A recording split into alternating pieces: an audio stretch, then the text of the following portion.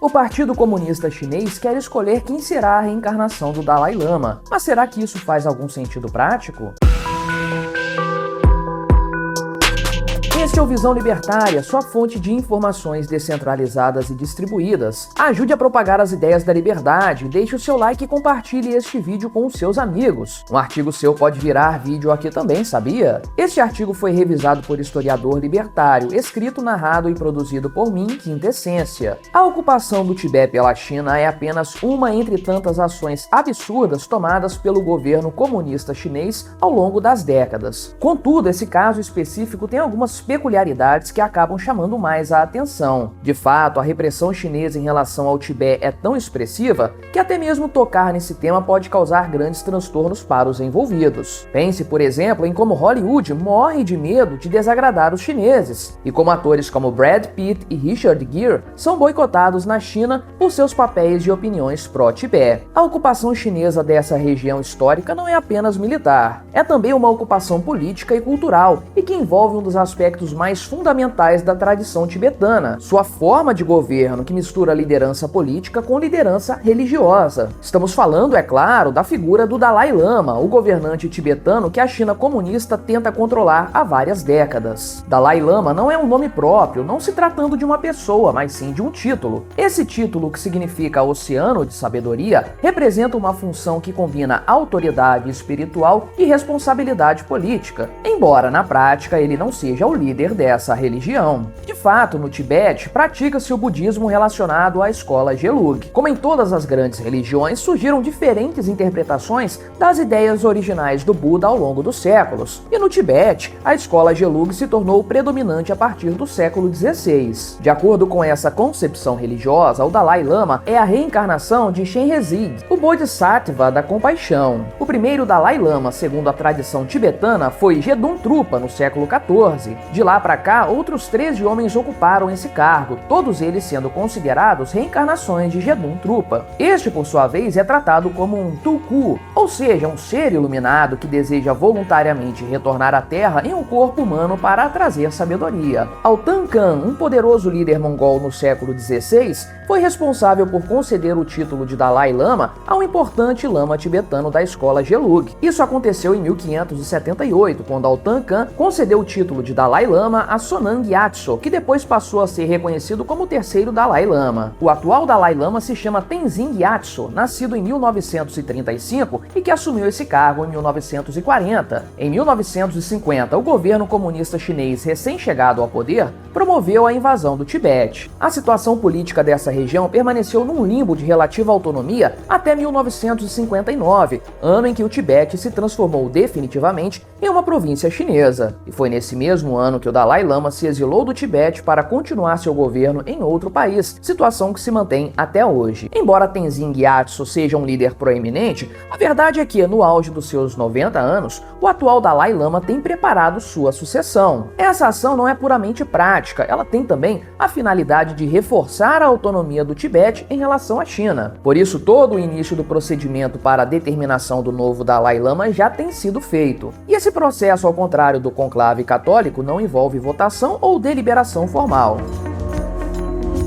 Após a morte de um Dalai Lama, os religiosos tibetanos começam a buscar pistas de sua reencarnação, mediante visões e sinais sobrenaturais que tipicamente são concedidas a alguns monges. Depois se inicia uma busca por crianças que possam ser a reencarnação do Dalai Lama anterior. Se uma das crianças encontradas apresentar determinados sinais e comportamentos, sua escolha então é confirmada pelos principais líderes da religião. Depois disso, essa criança inicia seus estudos para finalmente se tornar o novo governante do povo tibetano. O processo de escolha do novo líder costuma levar alguns anos para ser concluído. Desta vez, contudo, o governo comunista chinês decidiu dar um passo adiante, no sentido de minar de vez a autonomia do Tibete. Na verdade, esse intento começou a ser levado a cabo 3 décadas atrás. Na tradição do budismo tibetano, existe outra figura espiritual muito importante além do Dalai Lama, a saber, o Panchen Lama, que seria a reencarnação do Buda Amida, ligado à sabedoria. O Panchen é uma peça fundamental na na escolha do Dalai. Este, por sua vez, ajuda na escolha do novo Panchen quando este morre. Em 1995, o atual Dalai Lama apontou a criança que seria a reencarnação do Buda Amida, ou seja, o novo Panchen Lama, após 6 anos de sede vacante para esse cargo. A criança escolhida foi Gedung Koek Nima, que na época contava com apenas 6 anos de idade. Contudo, apenas 3 dias após o anúncio de sua escolha como Panchen Lama, o pequeno Gedung e toda sua família foram sequestrados pelo governo chinês, que então os levou para um local desconhecido. O Panchen Lama e sua família nunca mais foram vistos publicamente. Logo na sequência, o governo comunista chinês apresentou seu próprio Panchen Lama, um menino de 5 anos chamado Jiang Kain Norbu, e que atualmente também é vice-presidente da Associação Budista da China. Exatamente, o Partido Comunista Chinês basicamente decidiu definir quem era a real reencarnação do Buda Amida. Como burocratas fizeram para chegar a essa que é basicamente uma conclusão espiritual, isso pouco importa. O fato é que a partir daquele momento ficou claro para todos que a China comunista iria sim intervir na escolha também do próximo Dalai Lama. Não foi à toa, portanto, que Tenzin Gyatso reafirmou a soberania tibetana na escolha de seu líder político e espiritual. E igualmente não foi sem motivo que Mao Ning, uma porta-voz do Partido Comunista Chinês, afirmou: a reencarnação do Dalai Lama, do Panchen Lama e de outras grandes figuras do budismo tem que ser escolhida por sorteio numa urna de ouro e aprovada pelo governo central. Por governo central, entenda-se o partidão que governa a China e seus territórios ocupados com mão de ferro. Na prática, o que Xi Jinping e seus asseclas querem é a eleição de um Dalai Lama que seja subserviente aos interesses comunistas e que, portanto, abandone qualquer ideia de autonomia e independência para o Tibete. E nesse sentido, o uso da religião é fundamental para garantir o controle completo sobre essa província. Portanto, a reencarnação do Dalai Lama não será tratada pela China como um evento espiritual, mas sim como uma escolha burocrática estatal feita em algum soviete de Pequim. De fato, a intervenção do governo chinês em assuntos religiosos não se resume ao budismo tibetano. Isso vale para praticamente todas as religiões aceitas na China. O governo de Pequim reconhece formalmente apenas 5 religiões: budismo, taoísmo, catolicismo, protestantismo e islamismo. A razão pela qual existe o aceite estatal para essas religiões, embora o governo tenha declarado que a China é um país ateísta,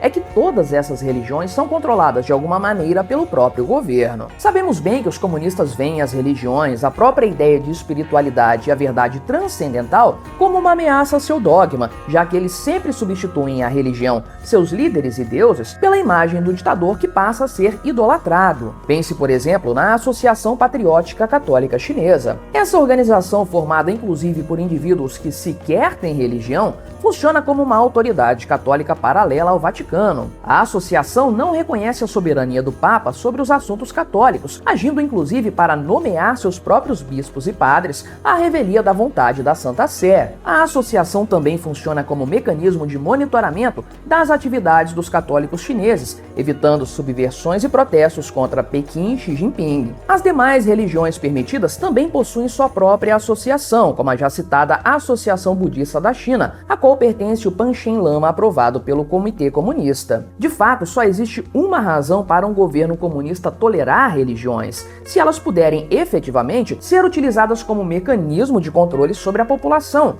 coisa que a China tem feito, diga-se de passagem, desde os anos 1950.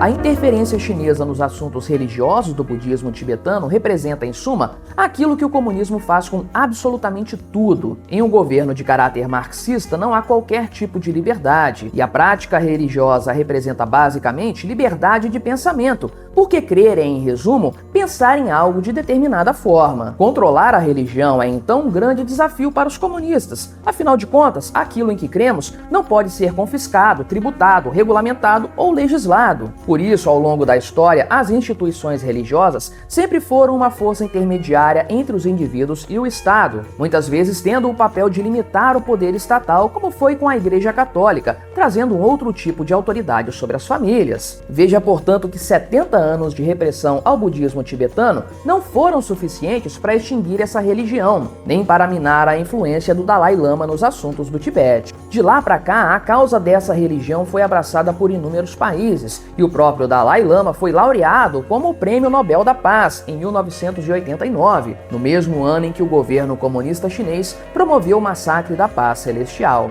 Agora, os burocratas chineses tentam controlar o próprio espírito do Dalai Lama, adiantando que sim, a próxima reencarnação precisará ser aprovada pelo Politburo do Partidão Chinês. Para a tristeza dos comunistas, porém, a verdade é que nenhum governo vai conseguir controlar a religião por completo, pelos motivos que já foram expostos. O Império Romano falhou, a Revolução Francesa falhou e o Partido Comunista Chinês também vai falhar nesse intento. Em algum momento, Xi Jinping e o seu governo irão cair, mas o budismo tibetano, praticado por séculos a fio, vai continuar existindo. Sua prática, hoje em dia isenta de antigos elementos que poderiam causar estranheza, é essencialmente pacífica e voluntária. Já a prática do comunismo, necessariamente violenta e coercitiva, é ineficiente demais para ser mantida de forma indefinida. Ao que tudo indica, esse novo episódio de violência estatal chinesa é apenas um dos últimos estertores de um regime fadado a desaparecer da face da Terra. Obrigado por sua audiência. Este é um canal colaborativo. Participe você também.